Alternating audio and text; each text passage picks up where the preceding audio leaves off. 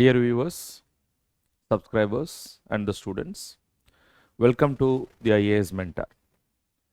This will be our lecture number 5 in the series Indian Polity, and as we have already seen, the objective of this particular series is to cover some of the important books related to the Indian polity for the civil service IAS examination. And this series is not only relevant for UPSC IAS examination, but the students preparing for any of the other competitive examinations, including most of the public service examinations. So we are in the process of understanding the Indian polity, and we have understood some basic concepts like what is a constitution, and then we understood the Constituent Assembly, how it happened to draft the Indian Constitution, what was the design of the Constituent Assembly. And then we went into the topic of what is called as historical background, which is also there in the LAXMIKANTH book. So we are in the process of understanding this historical background. So historical background is basically when the Britishers ruled India, when India was British India, what kind of constitutional developments has happened over a period of time. Understanding this is important for a student to know as to how these developments have later influenced the Constitution of India, that based on which our country is governed today. And if you see this historical background is basically divided into two parts. One is the company rule, which is from 1773 till 1857, which is what we have seen yesterday. So in this lecture, I will start what is called as the Crown Rule, which has begun from 1858. As we already seen, the last act that was passed in the company rule was a Charter Act of 1853. If you see the Charter Act of 1853 allowed the company to carry out, the East India Company to carry out an administration in India, but without specifying a time limit. You might have noted this down. But apart from the Charter Act of 1853, the previous Charter Acts, all the Charter Acts till 1833, they all extended the East India Company to carry out its administration in India for another 20 years. But the Charter Act of 1853 did not give any fixed timeline for the company to carry out administration. They only said that you can carry out the administration till the time the law will be made by the British Parliament in this regard. And they continued it till 1857. And in 1857, you might know in the history that the revolt of 1857 happened, which was also called as a Sepoy Mutiny. And then subsequently, that is when the British government thought the administration of British India would be directly taken up by the British Crown. And there is no need for the East India Company to rule or to carry out the administration on behalf of the British Crown. And that change they introduced by what is called as the Government of India Act 1858. So if you see the Crown Rule, the beginning of the Crown Rule is nothing but the Government of India Act 1858. It started with the Government of India Act 1858, and then gradually a lot of other reforms were also brought in, like the Indian Council Act of 1861, then the Indian Council Act of 1892, the Indian Councils Act of 1909. So these were the three set of council reforms. And then there was Government of India Act 1919, Government of India Act 1935, and then finally the Indian Independence Act of 1947. So with this, India became independent. To understand this Crown Rule, we'll have to understand the major provisions of these reforms that has happened over a period of time. As the name suggests, the Government of India Act 1858, it is also otherwise called as the Act of Good Governance in India, which means the very idea of bringing in this reform by the British Parliament is to ensure that there is good governance in British India. And that is one of the reasons as to why they wanted to directly take up the administration in the name of the British Crown rather than having an authority called as East India Company. So one major change that has happened in the Government of India Act 1858 is the British administration or the British Crown has directly taken up the administration. And of course, they have brought in certain other reforms also, which we'll subsequently see. And if you see the second set of reforms, which is called as Generally Councils Act, there were three Councils Act.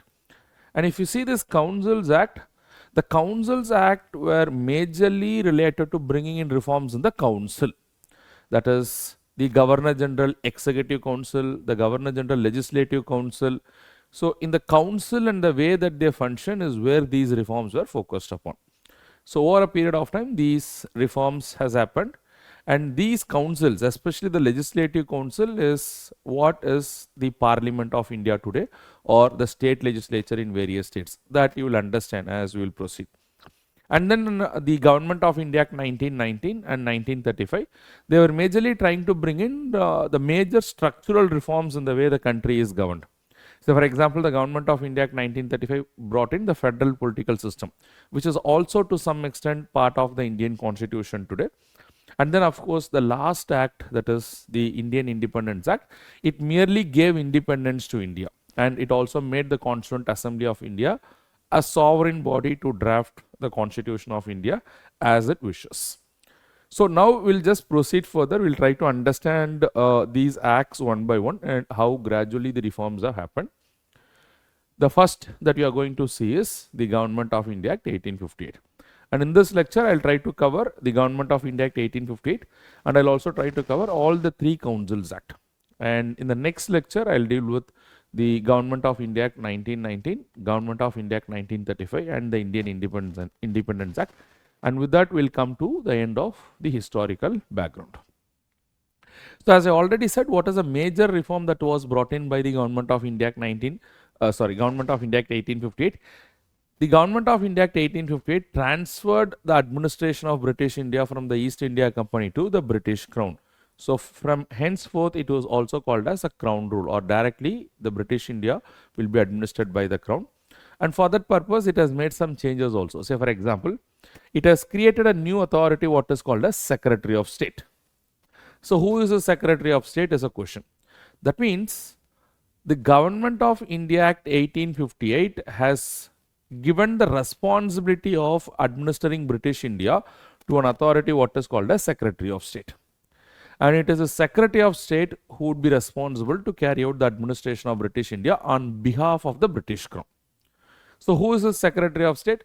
A Secretary of State is a minister in the British government, a cabinet minister in the British government. And it is his responsibility to look after the administration of British India and to report the matter to the British Crown.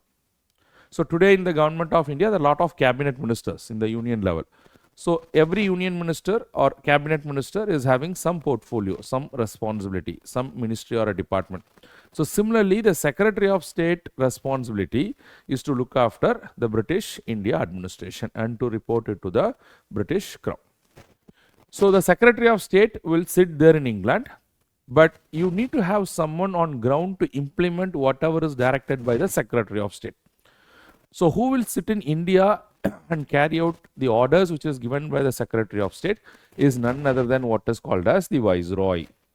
So Viceroy is nothing but the earlier Governor General of India. We have seen that the Charter Act of 1833 has renamed the Governor General of Bengal as what is called as the Governor General of India. So whoever is the Governor General of India was renamed as what is called as Viceroy. It's only a change in the designation, nothing more than that. So try to understand. The Secretary of State will be there in England. He is a cabinet minister and he would direct the Viceroy, his counterpart in British India, and this Viceroy would execute all the directions which is given by the Secretary of State. And who was the first such Viceroy in India? It was Lord Canning. So Lord Canning. So this is very important. They can ask you in the prelims examination. But however, you can understand the Secretary of State has to work with the Viceroy, but the Viceroy will be directly appointed by the British Crown. But on the other hand, the Viceroy would report to the Secretary of State and the Secretary of State would report to the British Crown. So this is how the system of administration was to be changed after the Government of India Act 1858. And we already seen that the Charter Act of 1853 tried to bring in what is called as an open competitive system of administration. Open competitive system of examination, recruitment process to carry out the administration in India. So now that is to be carried out by the Secretary of State. So Secretary of State is the one who is responsible for all these things to make the open system of recruitment process. So this is the major change that has happened in the Government of India Act 1858. So we'll just move and then we'll try to understand as to what happened in the Indian Councils Act. But in general, before I go to the Indian Councils Act, what you'll have to keep in your mind is this is an era of what is called as gradually decentralization of powers. The first phase, that is the company rule. In the company rule, that was gradual centralization of powers. That the other provinces or the other presidencies like Madras, Bombay and the governors in those provinces, they were gradually deprived of their powers. And the powers was centralized in the hands of one governor general who was there in Bengal. But later the British administration realized that such a huge country like India could not be effectively administered through centralization of powers, and hence they have to gradually go for decentralization. So this era of crown rule was an era of what is called as decentralization, which began by 1858 Act, and then gradually it came to an end in the Government of India Act 1935, where they introduced the federal political system. But anyways, the gradual developments have happened over a period of time. So we'll see as to what kind of major changes has happened in the Indian Council Act 1861. As the name suggests, the Councils Act, as I already told, means that majorly they are trying to bring in reforms in the councils, that both in the Governor General, Executive Council, also the Legislative Council. So Governor General is none other than the Viceroy. So it can be interchangeably used, although officially after 1858 he was considered to be what is called as Viceroy. So what kind of reforms that they have brought in? So this Viceroy Council or the Governor General Council, there are two types of council. One is the Executive Council, another is the Legislative Council. Legislative Council means that that is a body that is supposed to make laws and regulations. An Executive Council means that is supposed body which is to execute those laws which is made by the Legislative Council. Or to put it in a very simple way to make you understand better, try to think of a body like the Council of Ministers today and the legislature. The Parliament, let us assume, and the Council of Ministers. So the Parliament is equated to the Governor General Legislative Council and the Viceroy or the Governor General Executive Council is related to or similar to that of the Council of Ministers, just for your easy understanding. Although they are not one and the same, as you cannot directly exactly compare, but their nature of functions was similar to this. Just for your understanding, I am putting across this example. Now, what are the major changes that has happened in the Indian Council Act? The Act made notable changes both in the Executive as well as the Legislative Council. So, this is what I am trying to tell you. What kind of changes have happened in the Executive Council? First, let us try to understand.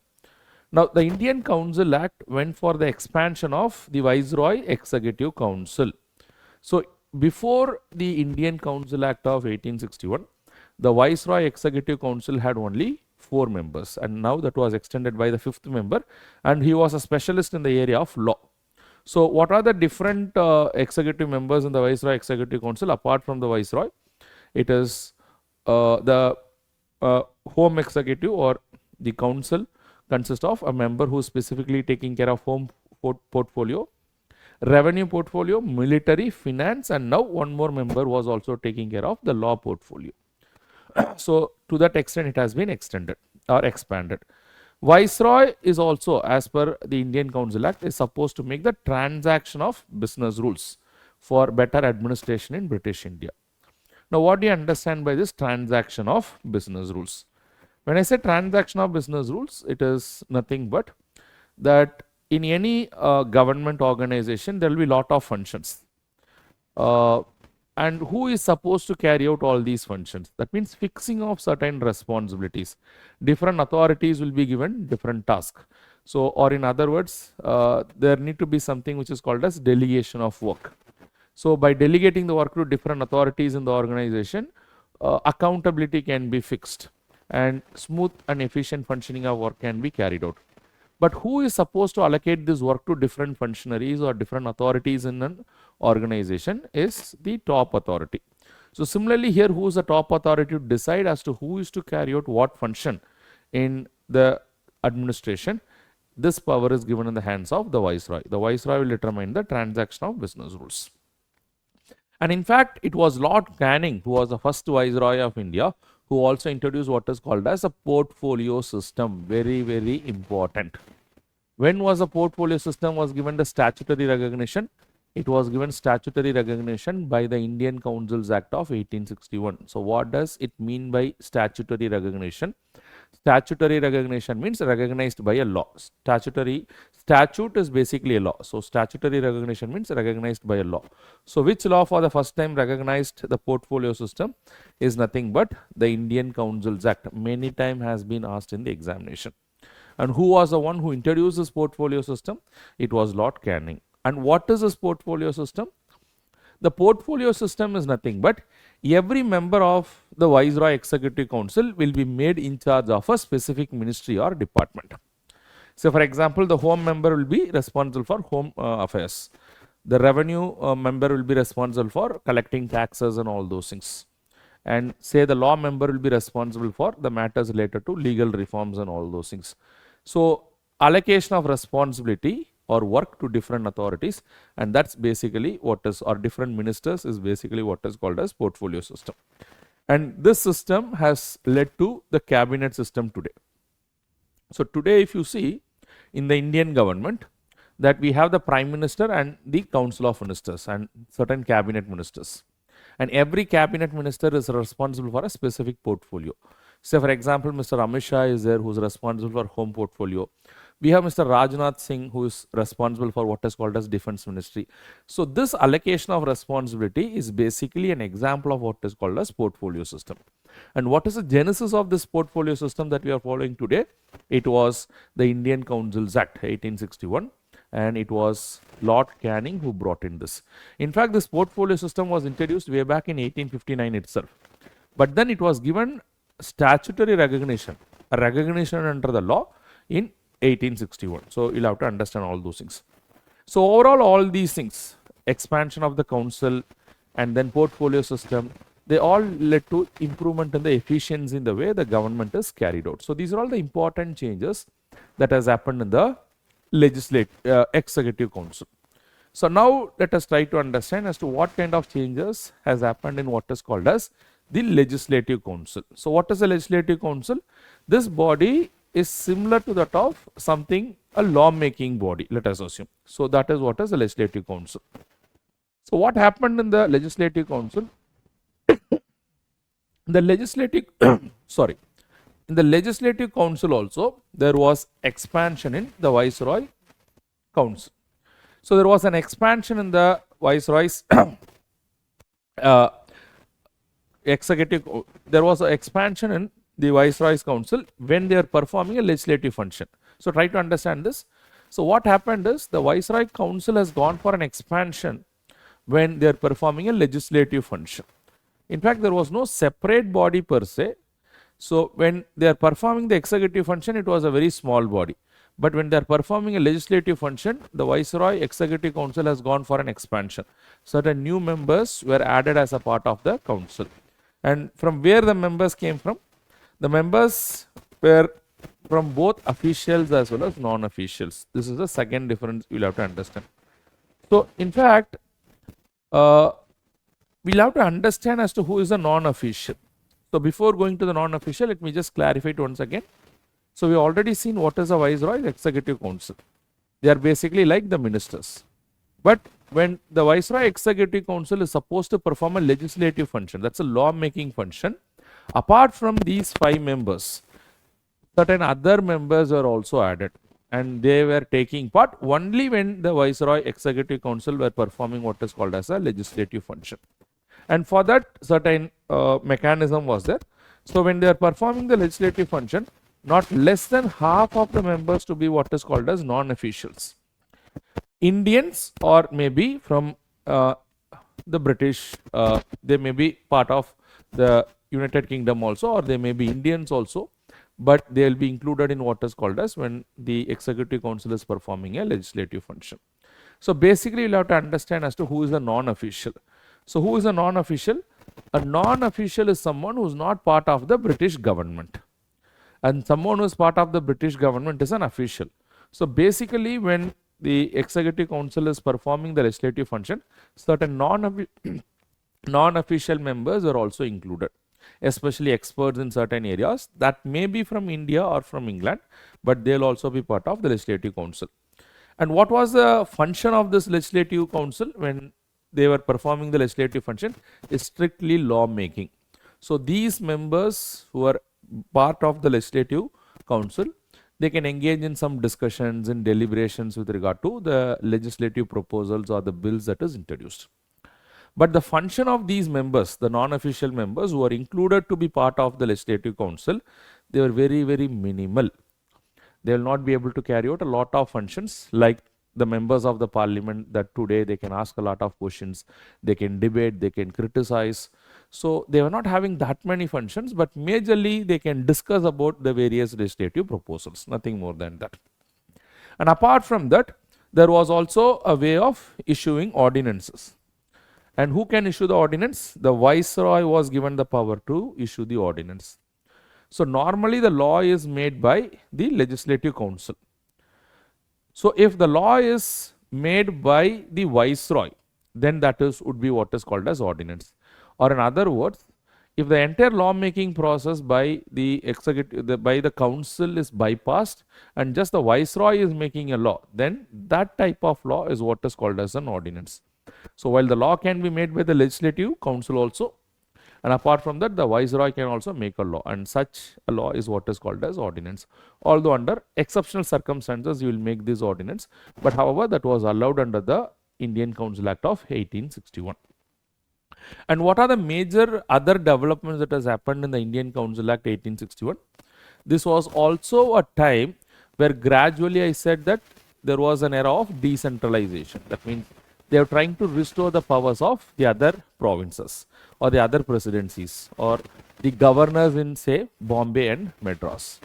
So that also started happening. So gradually that this act restored the powers of the Madras and Bombay provinces. So some element of power was given back to them, which was earlier taken by the Governor General of Bengal, who is now the Viceroy. So now they are giving back the powers. So this is what basically you have to understand. And apart from that, if you see that there were other new provinces that were coming into existence. There were provinces, say for example, there were Bombay province, Madras province, and all these provinces were also given the powers to make laws. So that is a continuation of what I already told, that they were giving the powers back to the other provinces, so they were also able to make laws, so whenever they need. So these are all some of the major developments that has happened over a period of time. And apart from the Bombay and the Madras provinces, what are the other provinces that came into existence? And they were also given some power. Some of the new provinces like Northwest provinces, Punjab provinces, they were also given some legislative powers. So that means this is an era of gradual decentralization of powers. It has started. It has not full-blown decentralization, but it has just started. So overall, what is the significance of the Indian Council Act 1861? So first and foremost significance is it laid down the foundation for legislative devolution, that is giving back the legislative powers to the various provinces. Not just the Bengal province or the Bombay province, so not just the Bombay or the Madras province, but to the northwestern provinces, to the Punjab provinces, the new provinces which were there, they were also getting the legislative powers. Earlier these things were centralized. And this was also a time when the Legislative Council expanded. The Executive Council also expanded, and the Legislative Council started doing legislative functions. And whenever they function as a legislative body, that is the Viceroy Executive Council, the new members are also added, and there were representation from the Indians as well, especially the non-officials who were part of it. So all these things started to happen. And this is also the beginning of what is called as the portfolio system. That also we have understood. And this is also the beginning of some form of representative government. What do you understand by representative government? That someone is able to question the government, or someone who is from the Indians are part of the administration or the lawmaking process. And basically we have seen that the non-official members can be Indians who are part of the Legislative Council. So gradually it started in the Indian Council Act 1861 that the Indians were part of the Legislative Council. And this is the beginning of representative form of government. and then gradually over a period of time this kept on increasing. So we'll try to understand how it kept on increasing. But however, what is a criticism of this? Although we consider this to be a representative form of government, but it is not too representative.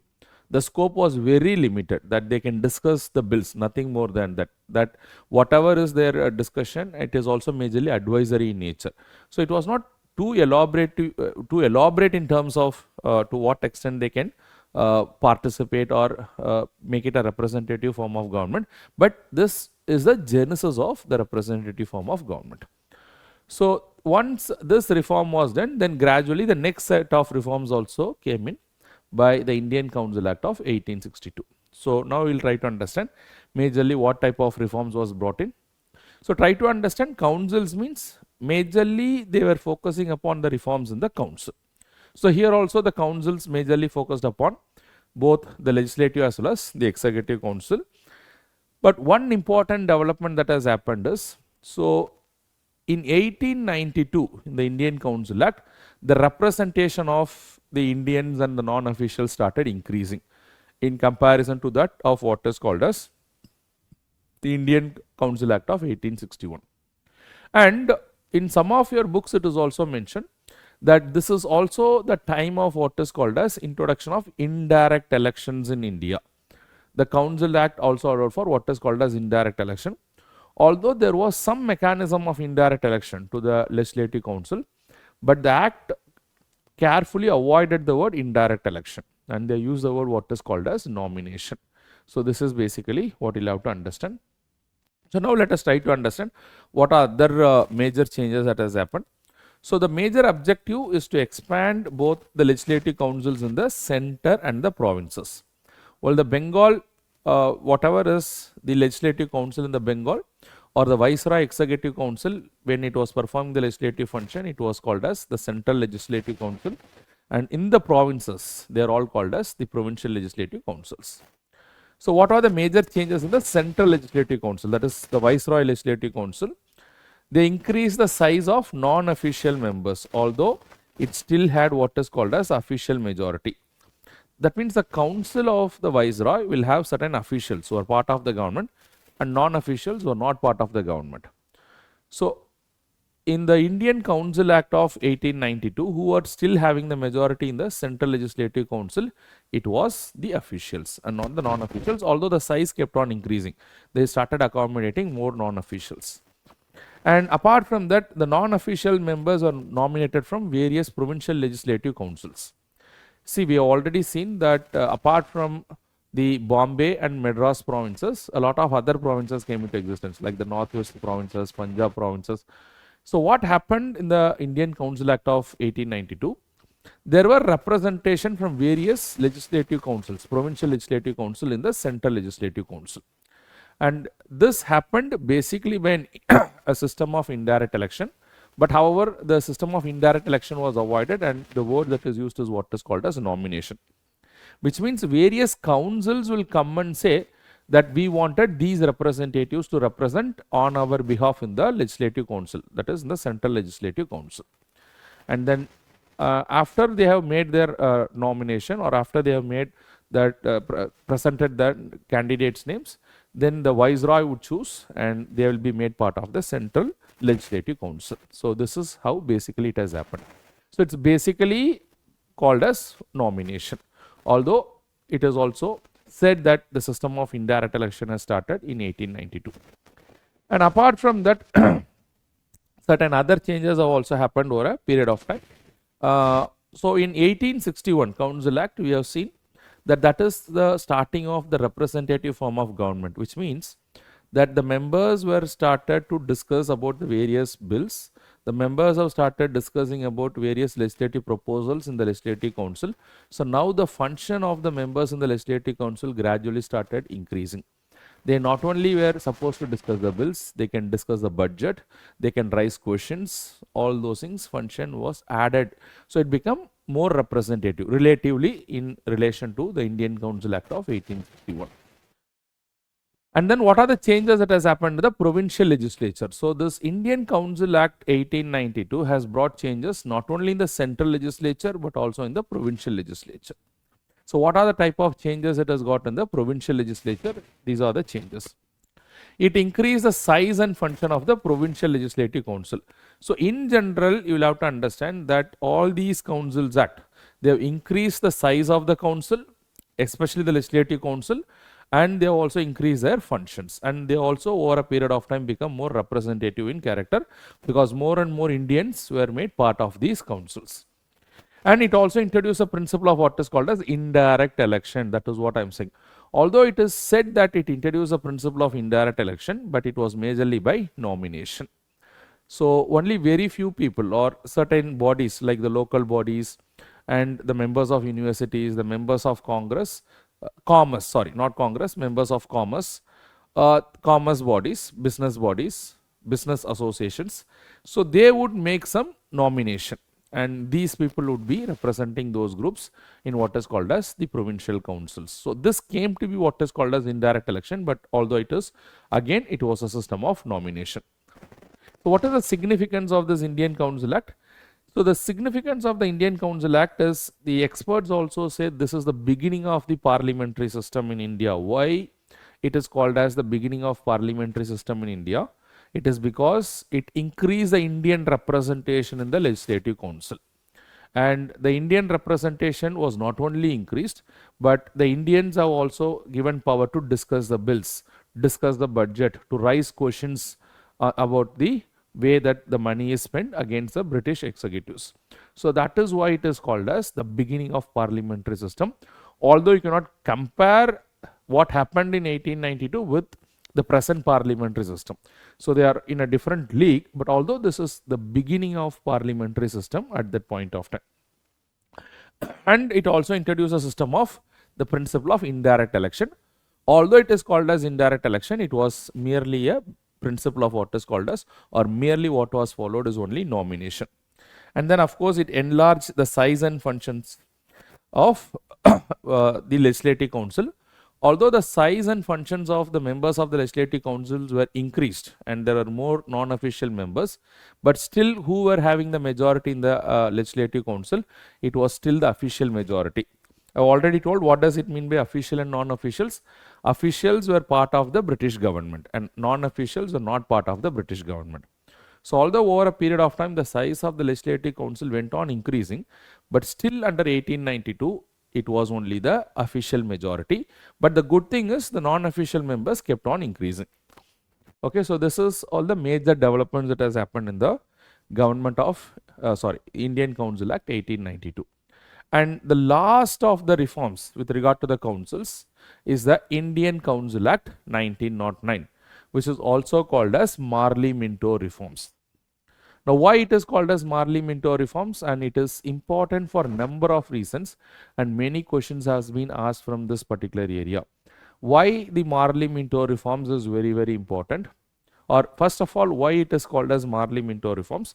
Because at that point of time, the Secretary of State for India was Lord Morley and the Viceroy was Minto. And both of them had consultation in bringing this particular reform, and thereby what is called as Morley-Minto reforms, or it is also called as the Indian Council Act of 1909. So what are the significant changes that has happened? As I have already told, every successive council act, you will have to understand, they went for expansion of the size of the council. So similarly, the Indian Council Act also, they considerably increased the size of the council and also the functions of the council. So first is the size of the council was increased, not just the size, and the functions were also increased. So this is what has happened, and this has happened in both the legislatures, both in the central as well as the provincial legislature. Central legislature means wherever the Viceroy is sitting. Provincial legislature means in different provinces like Madras, Bombay, Northwest Province, Punjab, all these things. And what has changed is, in the center, that is in the central legislature, they still maintain what is called as the official majority. But whereas there was non-official majority in the provinces. That means in the provincial legislature, what or who were more number of members? The non-officials were more. But whereas still in the central legislature, it was only the official majority. One important change that has happened by the Indian Councils Act of 1909 is that it has also brought in what is called as a system of communal electorate, and thereby Lord Minto was also considered to be the father of communal electorate in our country, which is also called as separate electorate for Muslim. This is very, very important. Many times has been asked in the examination, especially in the state public service examination. Such questions may be asked. It can also be asked in the UPSC prelims examination. Now, what is the system of separate electorate? This is also that the British policy is officially recognizing the divide and rule policy in India. So, what is this communal electorate system or the separate electorate system? That means only the Muslim voters will be eligible to vote and elect a Muslim candidate, and who are to represent them in the legislative councils. So, this is what is called as communal electorate. Although there was no system of direct election, it was a system of indirect election which still continued in the Indian Council Act of 1909. Even the limited number of people who are to elect their representatives, only the Muslim community people will be eligible to vote for a Muslim candidate. And as I already said, that sowed the seed for what is called as further system of communal electorate in our country, and which went on increasing over a period of time. But the beginning of this was in the Indian Council Act 1909. And apart from that, as I already said, not just the size of the council increased, their function also increased. In 1861, if you see, majorly in the Indian Council Act, they can only discuss the bills, legislative proposals. In 1892 legislative councils, they can discuss a budget also along with the bills, and then they can ask questions also. But whereas if you see in 1909 Councils Act, they can pass resolutions on the budget. That means they can say their opinion, and authoritatively they can pass resolutions and declare that what is they want with regard to the budget. So, they can pass resolutions, and of course, they can ask what is called as supplementary questions. So, what do you understand by supplementary questions? In 1892, they are not allowed to ask supplementary questions. Supplementary questions means follow-up question. Suppose I ask a question, or someone asks me a question, some student asks me a question, I give an answer to that particular question, and to that answer there can be a follow-up question. So, that is basically what is called as supplementary questions. So, they are all allowed to do that. So, gradually not just the size, the functions also kept increasing. And most importantly, again this is very important, for the first time in the history of British India, an Indian was allowed to be part of what is called as the Viceroy Executive Council. This is very, very important. So far we have talked about the expansion of the Legislative Council, and in the Legislative Council many Indians were already allowed. But for the first time the Indian was allowed to be part of the Viceroy Executive Council. Or in other words, you can consider for the first time an Indian was part of the Executive Council, something similar to that of a minister for the first time in the Indian Council Act 1909. And who was the first such Indian to be part of the Viceroy Executive Council is nothing but Satyendra Prasad Sinha, and who was also given the law portfolio, because there was a portfolio system, and Mr. Satyendra Prasad Sinha was given the law portfolio, or he was a law member. So, these are all the major changes that has happened over a period of time. So, if you have to summarize very quickly whatever we have understood. So, what are the things that you have seen till this point of time? So, we have seen that the second phase of the historical background that we are discussing is basically what is called as the Crown Rule. And in the Crown Rule, there are three sets of major development that has happened. One is the Government of India Act 1858, and then we have seen what is called as Three Councils Act. That is the Council Act of 1861, Council Act of 1892, and then the Council Act of what is called as 1909. Majorly, these three Council Act was trying to expand the council, the Legislative Council as well as the Executive Council. And over a period of time, all these councils have given more representation to the Indians, especially in the Legislative Council.